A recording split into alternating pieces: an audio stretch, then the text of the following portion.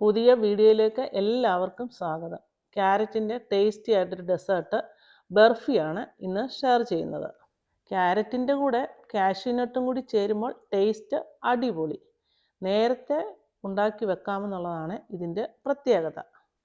ഇനി ഇത് തയ്യാറാക്കാനായിട്ട് മെയിൻ ഇൻഗ്രീഡിയൻ്റ് ആയ ക്യാരറ്റ് 1/2 കിലോ എടുത്തിട്ടുണ്ട്.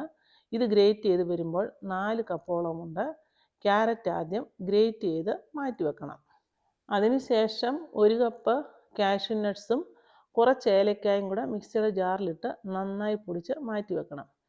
ഏലക്ക താല്പര്യമില്ലാത്തവർക്ക് അത് സ്കിപ്പ് ചെയ്യാം. അപ്പോൾ ലാസ്റ്റിൽ വാനില എസൻസ് ഒഴിച്ചാലും മതി.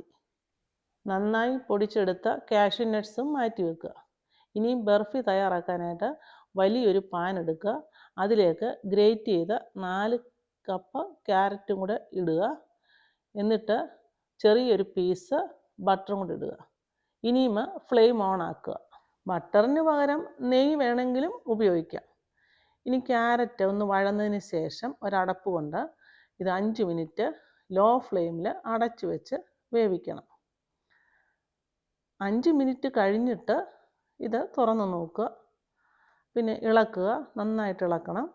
ഇതൊരു സ്വീറ്റ് ആയതുകൊണ്ട് ഇതിലേക്ക് 2 കപ്പ് പഞ്ചസാര ചേർക്കുക. പഞ്ചസാര ചേർത്ത് കുറച്ച് കഴിയുമ്പോൾ അത് മെൽറ്റ് ആകാനായിട്ട് തുടങ്ങും. അങ്ങനെ മെൽറ്റ് ആകുന്ന സമയത്ത് വീണ്ടും അടച്ചു വെച്ച് വേവിക്കുക. ഇപ്പോൾ ഒന്നും ഇളക്കേണ്ട ആവശ്യമില്ല. ഇനി ഇത് തുറന്ന് നോക്കുക. തുറന്ന് നോക്കിയിട്ട് വീണ്ടും ഇത് ഇളക്കുക. ഇനി ഇത് അടച്ചു വെക്കേണ്ട ആവശ്യമില്ല. കുറച്ച് കഴിയുമ്പോൾ ഇതിൻ്റെ വെള്ളമെല്ലാം കുറയാനായിട്ട് തുടങ്ങും. ആ സമയത്ത് നമ്മുടെ കൈ കൊണ്ട് ഇതൊന്ന് തൊട്ട് നോക്കണം. അപ്പോൾ ഇത് ചെറുതായിട്ട് ഒട്ടുന്ന പരുവമാകുന്നുണ്ട്. അതുകൊണ്ട് ഈ സമയം ഇതിലേക്ക് പൊടിച്ചു വെച്ച കാഷ്യൂ നട്ട്സ് ചേർക്കണം. കാഷ്യൂ നട്ട്സ് ചേർത്തിട്ട് നന്നായി ഇളക്കണം. എല്ലായിടത്തും ഒരുപോലെ വരത്തക്കവണ്ണം നന്നായിട്ട് ഇളക്കണം. ഇനി ഇത് തുടരെ ഇളക്കിക്കൊണ്ടിരിക്കണം. ഇവിടെ ഞാൻ ആദ്യം ഒരു പ്രാവശ്യം മാത്രമേ ബട്ടർ ചേർത്തിട്ടുള്ളൂ. ഇനി ഒരു പ്രാവശ്യം കൂടി കുറച്ച് ബട്ടർ ചേർക്കുന്നുണ്ട്. ഇപ്പോൾ ഏകദേശം വെള്ളമെല്ലാം വറ്റി വന്നിട്ടുണ്ട്. അതുപോലെ പാത്രത്തിൽ നിന്നും വിട്ടു വരാനും തുടങ്ങിയിട്ടുണ്ട്. ഇനിയുമാണ് ഞാൻ ചെറിയൊരു പീസ് ബട്ടർ ഇവിടെ ചേർക്കുന്നത്. ബട്ടർ ഇവിടെ ചേർത്തിട്ട് നന്നായിട്ടിത് ഇളക്കുക. ഇനി കണ്ടിന്യൂസ് ആയിട്ട് ഇളക്കിക്കൊണ്ടിരിക്കുക. ഈ പരുവത്തിൽ ഫ്ലെയിം ഓഫ് ചെയ്യുക. എന്നിട്ട് സെറ്റ് ചെയ്യാനുള്ള പാത്രത്തിലോട്ട് ഇത് മാറ്റുക. പ്രസ് ചെയ്തിട്ട് നന്നായിട്ട് ലെവൽ ചെയ്യുക. അതുപോലെ ഇത് ചൂടോടുകൂടി തന്നെ മുറിക്കുക. മാർക്ക് വരുത്തുക. നമ്മളതിനകത്ത് ഇങ്ങനെ നമ്മുടെ ഇഷ്ടപ്രകാരമുള്ള വലിപ്പത്തിൽ അത് മാർക്ക് ചെയ്യുക. തണുക്കുമ്പോൾ മുറിക്കാനായിട്ട് ബുദ്ധിമുട്ടാകും. അതുകൊണ്ടാണ് ഇപ്പോൾ ഇത് ഇങ്ങനെ ചെയ്യുന്നത്. അതുപോലെ പംകിൻ സീഡ് കൊണ്ട് അലങ്കരിക്കുന്നുണ്ട്.